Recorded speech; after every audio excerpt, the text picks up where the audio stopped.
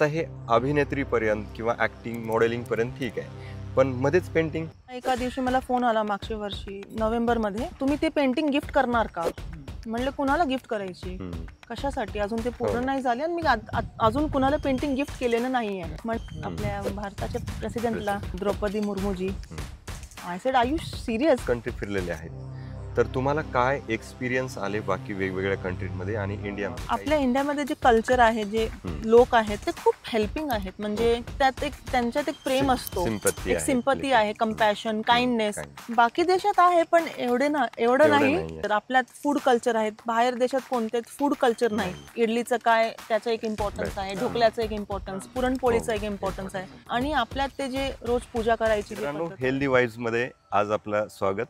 आज आपल्यासोबत आत्तापर्यंतच्या सगळ्या गेस्टपैकी एक मल्टी डायनॅमिक इंटरनॅशनल नॅशनल लेवलची पर्सनॅलिटी आपल्यासोबत आहे, ईशा अग्रवाल.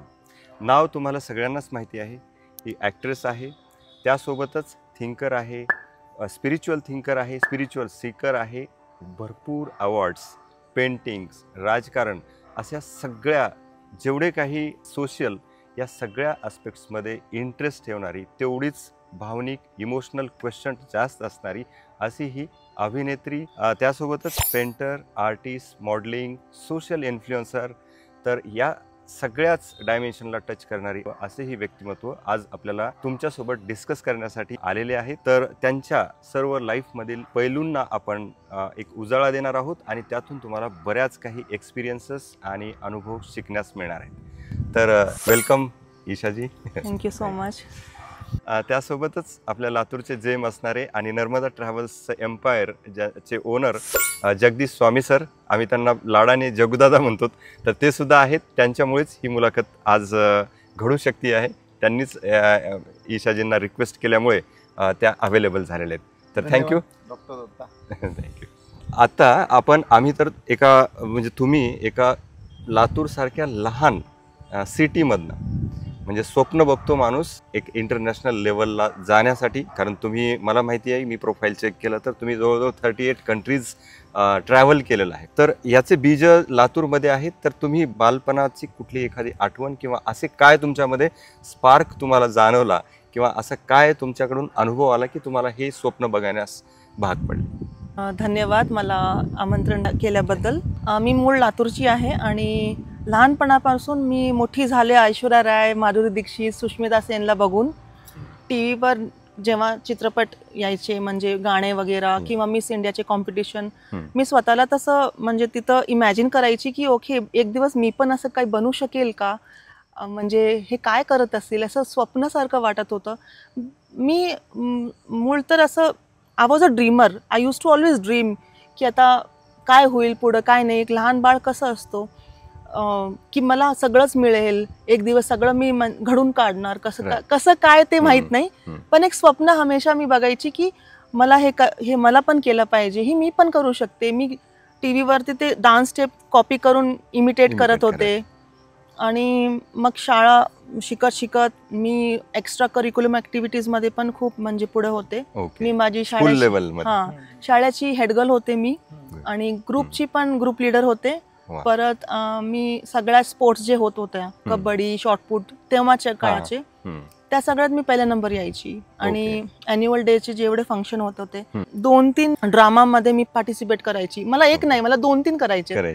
की मला असं वाटत होतं मी खूप काही करू शकते, हे पण करू शकते, डान्स पण करू शकते, ड्रामा पण करू शकते, ऍक्टिंग पण करू शकते, असं माझ्यात लहानपणापासून होत असते. Okay, right. म्हणजे एक इंटेलिजन्स असतात, म्हणजे इनेट इंटेलिजन्स, जसं की इनेट इंटेलिजन्स. तर ती इनेट इंटेलिजन्स आणि ही गॉड गिफ्टेड असते. बऱ्याच वेळेस कोणाला मॅथमॅटिक्सचं इंटेलिजन्स मिळतं, ते फक्त मॅथ्समध्ये असतं. काही जणांना पेंटिंग करण्यासाठी, कारण M.F. हुसेन प्रत्येक क्लासमध्ये जाऊन पेंटिंगच्या होऊ शकत नाही, त्याला कुठेतरी इनेट इंटेलिजन्स लागतं, त्याच वेळेस लागतं. परंतु तुम्हाला असे कॉम्बिनेशन मिळालेलं आहे, म्हणजे गॉड गिफ्ट आहेत इनेट इंटेलिजन्स. तर याच्यामध्ये बरेच वेळेस असं होतं की असं कन्फ्युजन होतं का की मी काय केलं पाहिजे, का तुमचं गोल क्लिअर होतं अगोदर? नाही, बिलकुल नाही. काही गोल क्लिअर नव्हतं. फक्त असं गो विथ द फ्लो सारखंच माझी लाईफ नेहमी मी जगले.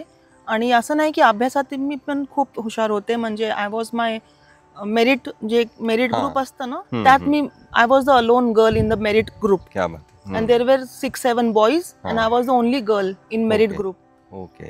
तर त्यात नाही का विशेष हा, विशेष त्यांच्यावर प्रावीण्य असतं असं, किंवा हम्म. स्पेशल बॅचेस हम्म. असतात तर त्याच्यामध्ये. मी कॉम्पिटेटिव्ह माझा स्वभाव होता आधीपासून की मला मी पण करू शकते, हा ही पण मी करू शकते, ते पण करू शकते, असं स्वभाव होता माझा आधीपासून, म्हणजे अजूनही आहे competitive with healthy competition. Okay. त्यामुळे पण मे बी हम्म. I have succeeded in lot of things. Okay.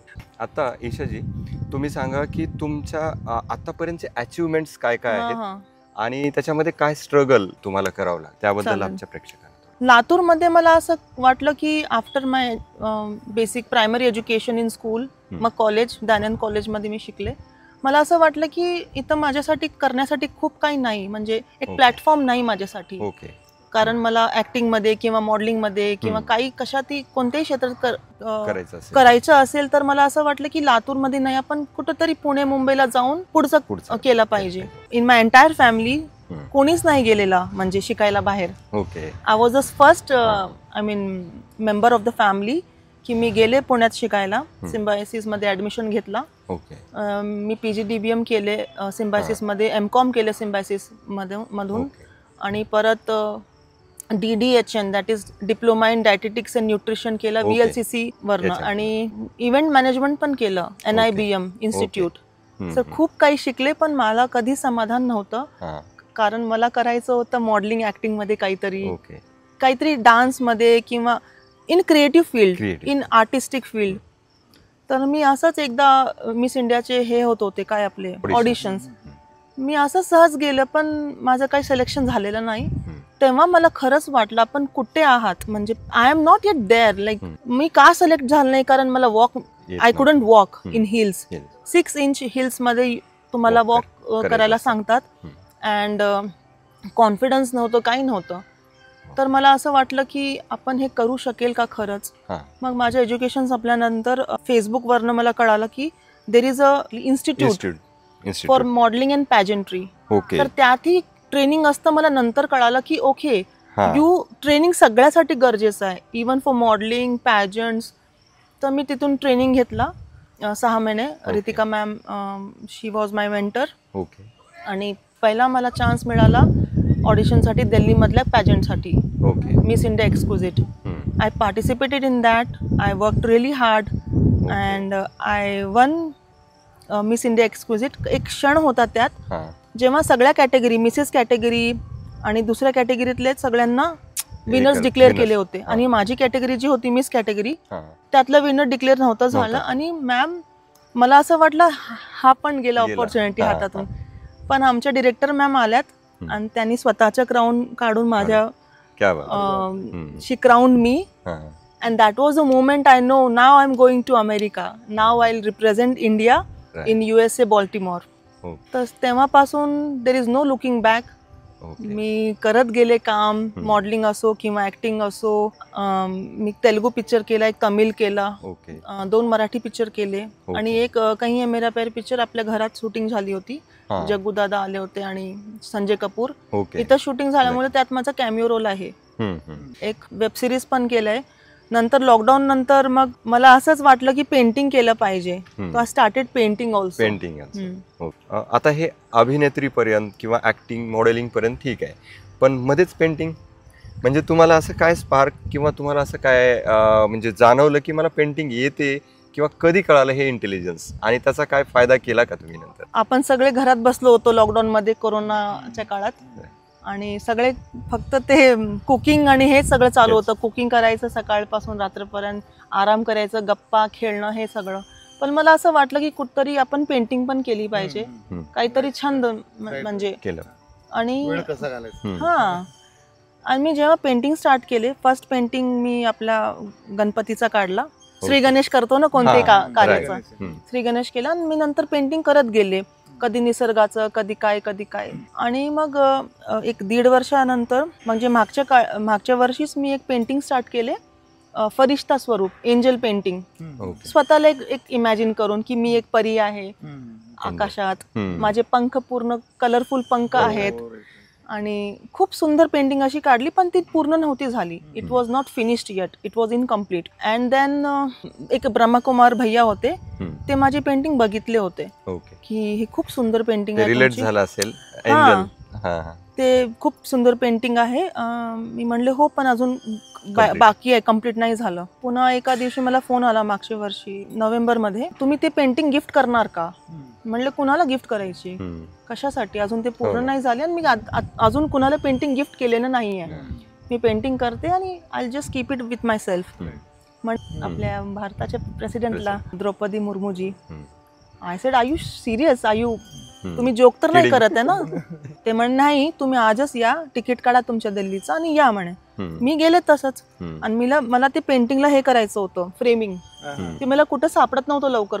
मग कोणीतरी एक सापडलं आणि we got it framed and I took that painting in my hand.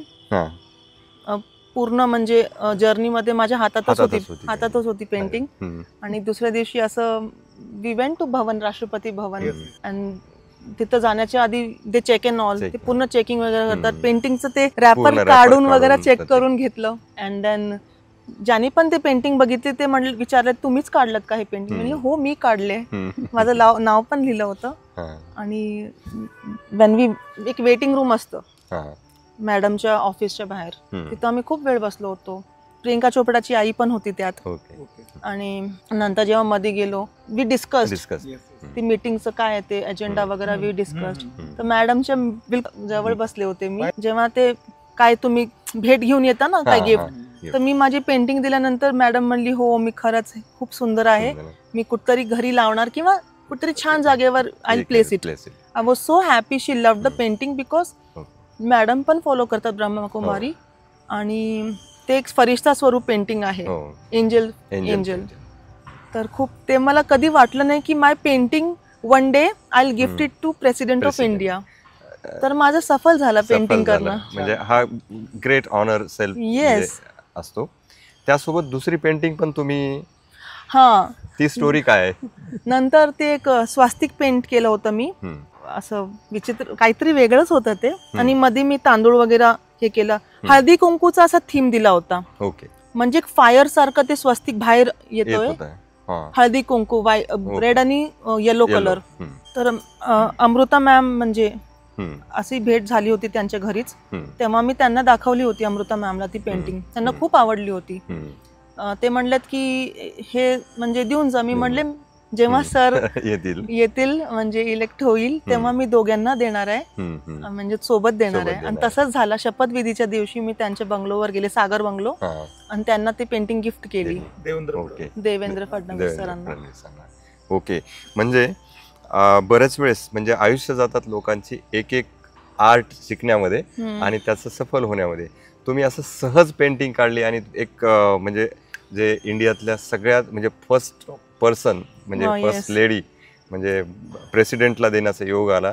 आणि त्यासोबत म्हणजे क्वालिटी असल्याशिवाय तर हे शक्य होत नाही. म्हणजे तुमची हा दुसरा पैलू आम्हाला लक्षात आला की यू आर गुड पेंटर आहे ना. तर त्याच्यासाठी लागते स्पेशल इंटेलिजन्स. म्हणजे मी एक सायकोलॉजिस्ट असल्यामुळे त्याला मी थोडंसं ते गुंफतोय तुमची इंटेलिजन्स.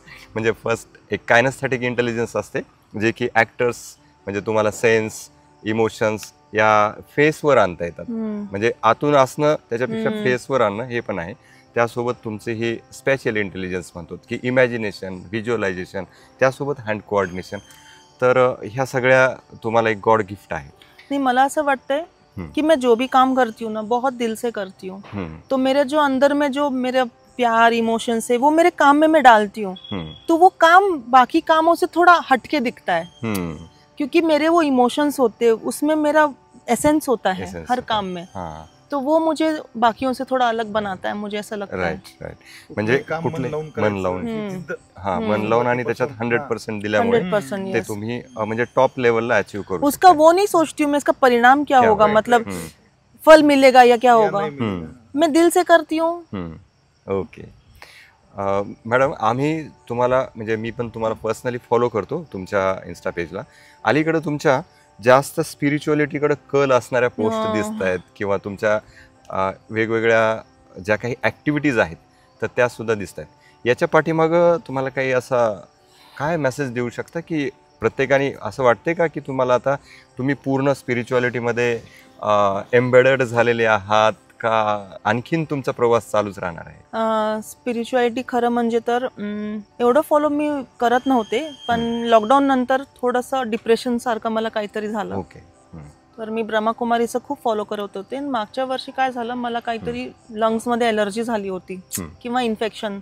मी 7 डॉक्टरकडे व्हिजिट केले, परत सिटी स्कॅन, सोनोग्राफी, एक्सरे सगळं काढून सुद्धा काहीच नाही, म्हणजे नो रिझल्ट, काहीच नाही निघालं. नंतर मला कोणीतरी सांगितलं की तुम्ही हे कोर्स करा, म्हणजे एक spiritual course, happiness course, Shri Shri रविशंकरचा, गुरुदेवचा. मी ते केले आणि मी सुदर्शन क्रिया स्टार्ट केली. असं 1-2 महीने केल्यानंतर हळू मला आई स्टार्टेड फीलिंग गुड. मुझे अच्छा लगने लगा, मैं खुद से कनेक्ट हो गई. मतलब लाइफ में जो भी लोग हमको टेंशन, सबके लाइफ में होते हैं जो लोग टेंशन देते या अपना दिल तोड़ देते हैं, या फिर काम, ये इंडस्ट्री ऐसी यहाँ रोज काम नहीं मिलता है, तो वो पेशेंस नहीं रहता. वो पेशेंस ना रहने की वजह से हम इतना सोचते, डिप्रेस हो जाते. तो ये सब चीजें मुझे स्पिरिचुअलिटी से मेरे अंदर वो धैर्य आया है, पेशेंस आया है, और खुद से कनेक्ट हो गई कि मैं खुद में ही संपूर्ण हूँ. मुझे कोई खुश नहीं कर सकता, मैं खुद ही को खुश कर सकती हूँ. और ये चीज मुझे स्पिरिचुअलिटी से मिली और सबने करना चाहिए. पहले तो भारत में जो सनातनी भारत था, सभी लोग ये फॉलो करते थे, प्राणायाम, योगा, सब कुछ फॉलो करते थे. इसलिए किसी को डिप्रेशन, टेंशन था ही नहीं. स्ट्रेस, ये वर्ड्स थे ही नहीं. ये अभी ये वर्ड्स है क्योंकि हम लोग वो भूल चुके हैं. फास्ट ये लाइफ में हम लोग स्पिरिचुअलिटी की तरफ ध्यान नहीं देते, ना योगा ना प्राणायाम, कुछ नहीं करते. ऐसा बोलते हैं कि आप जब बूढ़े हो जाओगे तभी स्पिरिचुअल सब करना नहीं, तब तो क्या ही करोगे. तब तो अपने आप ही स्पिरिचुअल हो जाओगे. हाँ, वहां तक अगर आपको वो लाइफ अच्छी जीनी है तो अभी से करो. मैं तो बोलूं बच्चों से स्टार्ट करो, जो अभी धीरे धीरे हो रहा है, परिवर्तन आ रहा है. और वो स्पिरिचुअलिटी जो है आपको जीने का और अच्छा एक आनंद देगी कि हमें ऐसा लगता है कि जो भी भगवान ने मुझे दिया बहुत है. हाँ, मेरे सपने हैं, मेरा गोल है, मैं पूरा करूंगी, लेकिन ऐसे टेंशन लेके नहीं, आराम से, अपनी स्पीड के साथ, अपनी काबिलियत के साथ, विदाउट एनी कंपैरिजन के बिना. वैसे मैं पूरा करूंगी अपनी ये जर्नी. तो वो जर्नी जो हम सब एक जर्नी पे है. तो उसके लिए स्पिरिचुअलिटी क्या काम करता है, बहुत बैकबोन का काम करता है. मेरे लिए तो वैसे ही काम किया एक व्हीकल जैसा काम करता है. बिल्कुल. अध्यात्म से हम जो असली स्वरूप है ना अपना, वो बाहर आता है. हमारा असली स्वरूप क्या है, शांति प्रधान, प्रेम स्वरूप, ये सब है, वो बाहर आता है. और ये बाकी जो बोलते हैं ना, बाकी चीजें फिर वो फेड अवे हो जाती है. कि गुस्सा मत कम करो, शांत बनो, गुस्सा अपने आप चला जाएगा.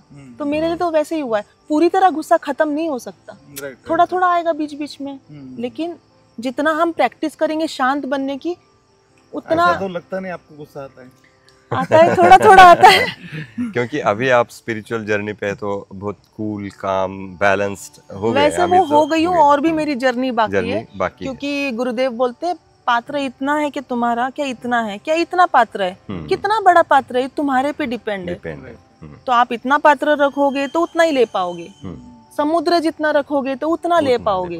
आता ईशाजी, आपण तर बऱ्याच कंट्री फिरलेले आहेत, तर तुम्हाला काय एक्सपिरियन्स आले बाकी वेगवेगळ्या कंट्रीमध्ये आणि इंडियामध्ये, काही तुम्हाला फरक वाटतो का? माझी पहिली कंट्री सिंगापूर, जे फॅमिली ट्रिप मध्ये आम्ही होतो लहानपणी. Second was very big gap between Singapore and USA. तो USA means I got the chance to represent India आपल्या ब्युटी पॅजंटला, मिस इंडिया एक्सक्विजिट. तर तेव्हा खूप असं हे होता, ओ गॉड, अमेरिकाला चालले मी, इंडियाला रिप्रेझेंट करते. एक्साइटमेंट. तर माझे पप्पा मला बिझनेस क्लास बुक करून दिले तिकीट, की माझी बेटी जिंकली, सगळ्या मीडियामध्ये आले. अँड त्यानंतर तर खूप देश फिरले. मला असं वाटते आपल्या इंडियामध्ये जे कल्चर आहे, जे लोक आहेत, ते खूप हेल्पिंग आहेत. म्हणजे त्यांच्यात एक प्रेम असतो, एक सिंपती आहे, कंपॅशन, काइंडनेस. बाकी देशात आहे पण एवढं नाही. पण आपल्या भारतात ते आहे. फूड कल्चर, आपल्यात फूड कल्चर आहेत, बाहेर देशात कोणते फूड कल्चर नाही. ते काही खातात, बर्गर हे ते, you know, there is no food culture. We have breakfast मध्ये काय खायचं, लंच मध्ये, डिनर मध्ये, इडलीचं काय, त्याचं एक इम्पॉर्टन्स आहे, ढोकल्याचं एक इम्पॉर्टन्स, पुरणपोळीचं एक इम्पॉर्टन्स आहे. हे असं फूड कल्चर कुठंच नाहीये. आणि आपल्यात ते जे रोज पूजा करायची जे पद्धत आहे, पूजा किंवा हे बाकी देशात मी नाही, रिच्युअल्स तेवढ्या नाही, रिच्युअल्स नाहीत, कल्चर तेवढं नाही. ओके.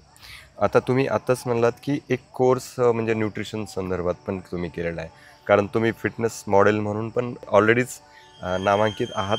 तर तुमचं डेली रुटीन काय असतं, तुमचं म्हणजे डाएट काय करता, एक्सरसाइज कसं असतं, हे थोडक्यात आमच्या प्रेक्षकांना सांगा. डाएट तर मी जेव्हा VLCC मध्ये शिकले, DDHN, diploma in dietetics nutrition and health, तेव्हाच कळालं की प्रोटीन काय असतं, कार्बोहायड्रेट काय असतं, फॅट काय असतं, आपण काय खाल्लं पाहिजे, काय नाही खाल्लं पाहिजे. तेव्हापासून मी खूप पर्टिक्युलर झाले माझ्या डाएट बद्दल. ओके. आणि my mom also she knows about food, की काय खायला पाहिजे, काय नाही खायला पाहिजे, काय हेल्दी असतं, काय अनहेल्दी असतं. तर आमच्या घरात ते कल्चर नेहमीच असतो. पण हे स्टडी नंतर मला खूप काही कळालं, म्हणजे मॅक्रोन्यूट्रिएंट्स काय असते, मायक्रोन्यूट्रिएंट्स काय असतं, व्हायटामिन्स, मिनरल्स काय असतं, हे सगळं मला शिकल्यानंतर I become very particular about my diet. I don't do any crash diet, पण I eat lot of vegetables, पाणी भरपूर पिते, more warm water. Okay. And व्यायाम तर almost every day, 3 days maybe gym, strength training, weight training, 3 days yoga. Okay. And I do cardio dance also. Okay. And I do Sudarshan Kriya every day. Sudarshan क्रिया एवढी for म्हणजे आपण माइंडसाठी करता, त्यानंतर बॉडीसाठी पण दोन्हीही एक्सरसाइज करता. आणि स्पिरिच्युअलिटी असल्यामुळे स्पिरिच्युअल क्वेश्चन वाढेल, सोशल, इमोशनल आणि फिजिकल, म्हणजे 4ही डायमेन्शनचा एक्सरसाइज तुम्ही डेली रुटीन करता. पण असं कधी झालेलं आहे का की तुमचं वेट पुट ऑन झालं, स्ट्रेसमध्ये आलात, तर असा काही एक्सपिरियन्स आहे का, तुम्ही कंटिन्यू हे डाएट आणि ह्याच्यामध्ये तुम्ही स्वतःला मेंटेन ठेवलं? मी जसं म्हणले की लास्ट इयर मी खूप आजारी पडले होते, बिकॉज काय मला झालं हेच कळत नव्हतं कुणाला. लंग्स मध्ये काहीतरी झालं होतं, पण जेवढे पण टेस्ट केले होते ते काहीच नाही, म्हणजे टेस्ट मध्ये काही नाही आलं होतं. वेट पुट ऑन ते ॲलोपॅथिक मेडिसिन्स खूप झालं होतं, because allopathy medicines I think it's not good. Emergency it's okay, but you should avoid as much as possible because allopathy medicines can give you lot of side effects. मला खूप side effect झालेत आणि तेव्हा weight put on झालं होतं. नंतर ह्या श्रीशिषाच course, एक कोर्स मी विसरले, डाईव्ह डीप लेवल 2, त्या कोर्स मध्ये शंख प्रक्षालन एक क्रिया असते, ते केल्यानंतर आय फेल्ट लाईक माझा जन्म झाला परत एकदा, पूर्ण बॉडी क्लीन झाली आणि आय फेल्ट सो गुड. सगळ्यांना करायला पाहिजे. जसं मी म्हणलं अगोदर, हे सगळं दॅट वॉज नॉर्मल पार्ट होता, रुटीन होतं त्यांचं. आता हे सगळं कोर्स मध्ये ऍड करावं लागलं because people are not aware of all this things. तर वेट पुट ऑन होतंय because I am a woman, I menstruate, and because of hormonal things or something 1-2 kgs up and down doesn't matter. Okay. But जेव्हा shoot असतो तेव्हा then I cut the carbs or I eat once a day. I manage that way. Okay. म्हणजे शूटच्या वेळेस carbs आणि water level हे केल्यामुळे तुम्हाला maintain ठेवता येतं, म्हणजे त्या ट्रिकी पार्ट आहे. पण that also in a very healthy way, not like स्वतःला असं डिहायड्रेट वगैरे करून नाही, स्वतःला असं खूप त्रास देऊन नाही, हेल्दी वे. या cut down your portion size. 2 चपाती ऐवजी 1 चपाती खा, that's it. Okay. I start my day with hot water. Again sometimes I take jeera water, methi water, sometimes shilajit, sometimes ghee. 1 spoon ghee, haldi and black pepper powder. So या सगळ्या ह्याच्यामध्ये एक family पण crucial part असतो. तर तुम्हाला तुमच्या फॅमिलीकडून कसं सपोर्ट मिळतो का इतरांसारखं? म्हणजे आम्हाला पण काही अशी वेगळी वाट निवडायची म्हणल्यानंतर आमची फॅमिली खूप असं रिस्ट्रिक्ट करतात, एक विलेज फॅमिली म्हणल्यानंतर सपोर्ट. तर तुमचं कसं होता सीन? नाही, माझ्यासाठी पण काही सोपं नव्हतं हे. जेव्हा मी म्हटलं ना, ते ट्रेनिंग घेतली पुण्यात द टियारा मधून, आणि नंतर जेव्हा मी जिंकले, जेव्हा मीडियामध्ये यायला लागलं की लातूरची ईशा जिंकली मिस इंडिया एक्सक्लुझिव्ह, आता भारताला रिप्रेझेंट करणार USA मध्ये, तेव्हा मम्मी पप्पाला वाटलं ओके काहीतरी करते आपली मुलगी, अचिव्हमेंट झालंय. Then they start supporting me. Gradually they started supporting. नंतर आमच्या मारवाडीत ते आधीच हे लग्न करा, हे करा, ते करा, पण ते now support me, they understand my profession. फॅमिलीमध्ये मोस्ट सपोर्टिव्ह कोण आहे का? सगळेच आहेत? सगळेच आहेत. सगळेच आहेत. मम्मी पप्पा, माझी ओके, बहीण, बहीण आहे. माझी ओके. भाभी, ओके. लड्डू, भाऊ, सगळेच. सगळेच आहेत. कारण ही सगळी उंची गाठण्यामध्ये कुठला तरी एक प्रवास, एक आयडल असतात. म्हणजे जसे की तुमच्या फॅमिलीमधले मम्मी पप्पा कुठलं तरी स्ट्रगल असतं, त्याच्यातनं एक ऊर्जा मिळते. तर अशी ऊर्जा किंवा अशी काही स्टोरी आहे का तुमची? मला my role model, my idol और माय ऊर्जाचा स्तोत्र, source of my power is my parents. मी लहानपणापासून त्यांना खूप स्ट्रगल करत होते ते बघितलं. आम्ही जॉईंट फॅमिलीत राहत होतो. My dad and all there were 4 brothers. एका घरात एवढे 4 फॅमिलीज. मी खूप लहान होते तेव्हा, मी 2nd किंवा 3rd मध्ये असेल. आम्ही इथं MIDC मध्ये शिफ्ट झालो. एका रूम मध्ये राहत होतो आम्ही. एकच रूम होता. तिकडची एक फॅक्टरी होती, ऑइल फॅक्टरी. आमचा फर्स्ट बिझनेस तो होता. आणि तेव्हा हे MIDC काही नव्हतं. It was only jungle, nothing else. काही थोडेच फॅक्टरीज होते आणि जंगल होतं पूर्ण. तेव्हा I saw my Maugham dad, they were working like labourers. तेल भरायचं, खोबरं कापायचं, सगळं लेबर सारखं ते काम करत होते फॅक्टरीत. मी आणि मेघा, वी वेर एल्डर ना, तो भाऊ खूप लहान होता. तर आम्ही पण मम्मीला मदत करायचो. शिवशंकर नाव नव्हते ना? हो, नाही, गौरीशंकर. तर आम्ही पण मदत करायचो. तो मी बघितले, आई वडील दिवस रात नाही बघितलं. ते टायमावर जेवत पण नव्हते, काही नाही. तसंच आम्हाला मोठं केलं, शाळेला पाठवलं. चांगल्या कॉन्व्हेंट शाळा एकच होती तेव्हा, कृपासदन. त्यात आम्ही इथून कॉन्व्हेंट कृपासदनला जात होतो ऑटोमध्ये. तर मी त्यांना बघितले की स्ट्रगलचा रिझल्ट नेहमी छानच असतो. आता सध्या काही बिझनेस तुमचे दुसरे कुठले आहेत? ऑनलाईनचं काही ना काही चालू असतं. आणि मी आता एक सध्या हेल्थ सप्लिमेंट मध्ये पण बिझनेस करतेय. कारण जी मी तुम्हाला म्हणले, last year I was not well, तरी सप्लिमेंट्स मी खाऊन बघितले and I really loved it. तर मी आपल्या क्लोज फ्रेंड्सला किंवा फॅमिलीला ते सजेस्ट करते. आणि तुमचं जे लातूर मधलं सगळ्यात ओल्ड आणि ट्रस्टवर्दी शॉप आहे हे आम्हाला माहिती आहे, राधे ज्वेलर्स. पण मम्मी पप्पानं असा एक दिवस विचार केला की फॅक्टरीचे बिझनेस काही जास्त दिवस सस्टेन नाही करू शकणार, कारण घरी पण त्यांना वेळ देता येत नव्हतं. आणि ते खूप असे सकाळपासून रात्रपर्यंत फॅक्टरीमध्येच असायचे. तर मम्मीने सजेस्ट केला की का आपण काहीतरी ज्वेलरी मध्ये करायचं, की मम्माला ते ज्वेलरीचं खूप आवड होती. ते गेले मुंबईत. पप्पांना कोर्स केला डायमंड मध्ये. डायमंडचे 4 C असतात ना, कलर, कट, क्लॅरिटी आणि कॅरेट असे. ते पूर्ण कोर्स करून आधी डायमंड ठेवले होते शोरूमला. 5-10 वर्ष डायमंड ठेवले होते. आता फक्त गोल्डचं शोरूम आहे. आधी डायमंडचं पण होतं. मॉम डॅडनं असं चालू केलं. आणि आपण राधे ज्वेलर्सनं इंट्रोड्यूस केलंय. KDM 916 KDM 92% purity of gold. आम्हीच ते इंट्रोड्यूस केलेत लातूरला. आपल्याकडे मशीन पण होती, किती कशात काय गोल्ड किती आहे, कॉपर किती, सिल्वर किती आहे ते अनालाइज करणं. आधी तर सगळे 70-80%च गोल्ड देत होते. कुणाला ते त्यातलं नॉलेज पण नव्हतं. मम्मी पप्पानं ते इंट्रोड्यूस केलं लातूरमध्ये. तर म्हणजे बऱ्याच तुमच्या ज्या काही डायमेन्शन्स आहेत त्याला म्हणजे आपण टच केलेलं आहे आणि त्यातून बऱ्याच लोकांना एक इन्स्पिरेशन मिळणार आहे. तर शेवटी यूथ यांच्यासाठी तुम्ही काय मेसेज द्याल आत्ताच्या ह्या काळामध्ये? आता तर खूप एक्सपोजर आलंय. I am so happy for. आजची जनरेशनसाठी खूप काही आहे करण्यासाठी. माझ्या काळात 10 वर्ष 15 वर्ष आधी एवढं काही नव्हतं. I have to struggle for everything ना. Everything is at the click. एक तुम्ही क्लिक करा, it's there in front of you. All the information, all the institute. काही करायचं असेल तर it's very readymade for them. Exactly. तर मला असं वाटतं तुम्हाला ज्यात आवड आहे किंवा इंटरेस्ट आहे, त्यापेक्षाही जास्त पॅशन जशात आहे तेच केलं पाहिजे. त्यातच तुम्ही आपलं करिअर करा. आपले छंद कधी सोडायचे नाही आणि काही ना काही करत राहायचं. बोलते बिजी रहेगे तो इजी रहेगा. बिजी रहने का और कुछ ना कुछ करते रहने का लाइफ में. ये मला असं वाटतं. आज की जनरेशन को तो बहुत फैसिलिटीज है, सब कुछ है.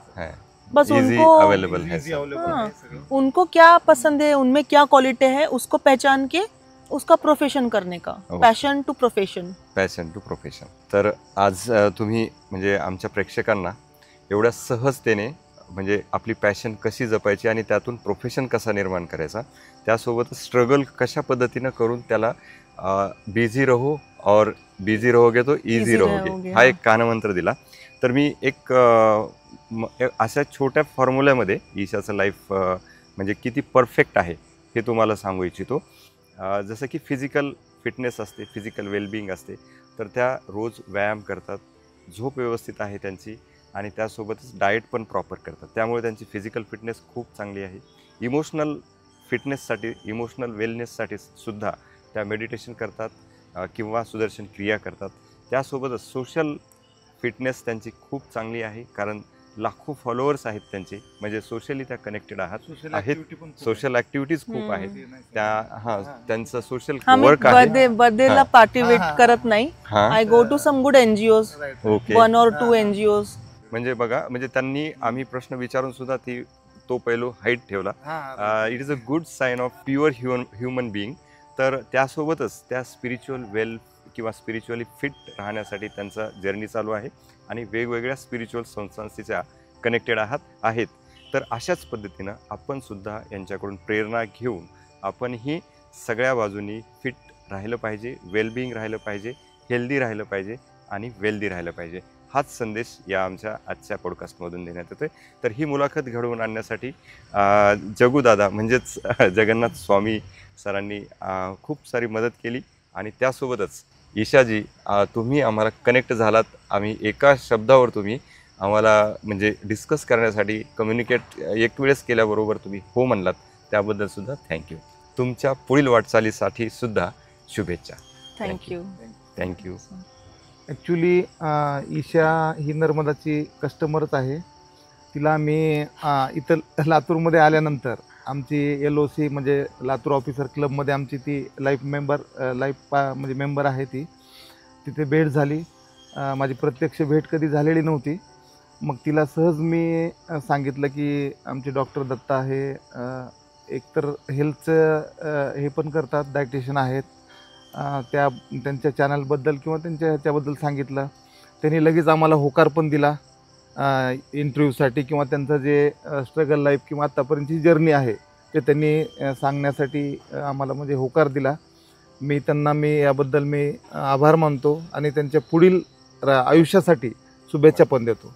धन्यवाद. थँक्यू सो धन्यवाद. मच. थँक्यू.